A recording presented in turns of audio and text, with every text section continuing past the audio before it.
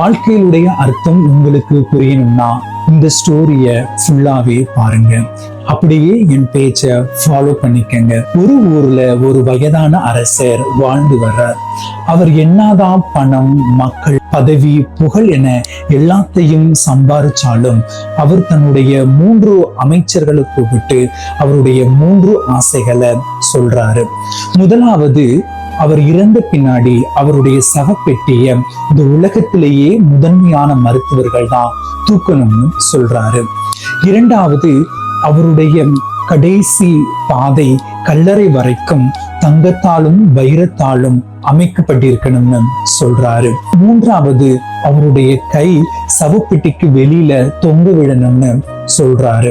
இதை கேட்டுட்டு அவங்களுடைய அமைச்சர் எதுவும் புரியாம அதற்கு விளக்கம் கேட்கிறாங்க. அதற்கு அவர் சொல்றாரு, முதலாவது, என்னை முதன்மையான மருத்துவர்கள் என்னுடைய சவப்பெட்டியை தூக்கும் போது மக்கள் அதை பார்த்து புரிந்து கொள்ளணும், எந்த ஒரு முதன்மையான மருத்துவர்களும் என்னை காப்பாற்ற முடியாது என்று. இரண்டாவது, என்னுடைய கல்லறை வரை தங்கத்தாலும் வைரத்தாலும் அலங்கரித்த அந்த பாதை எனக்கு பின்னாடிதான் வரும், ஆனால் எனக்கு முன்னாடி வரப்போவது இல்லை.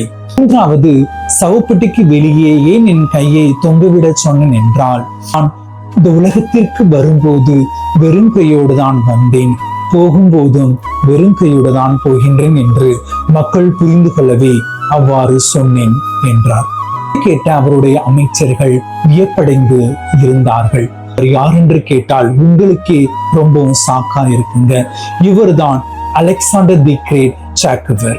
இந்த உலகத்துல நம்ம எவ்வளவு பெரிய மனிதரா இருந்தாலும் நம்ம இறந்ததற்கு பின்னாடி நம்ம எதுவுமே எடுத்துக்கொண்டு போவது இல்லை. இந்த கதை உங்களுடைய வாழ்க்கையில ஏதோ ஒரு விஷயத்தை சொல்லுதுன்னு நீங்க புரிஞ்சீங்கன்னா கமெண்ட்ல அதை பதிவிடுங்க மற்றும் இந்த ரீலை உங்க ஃப்ரெண்ட்ஸுக்கு ஷேர் பண்ணுங்க.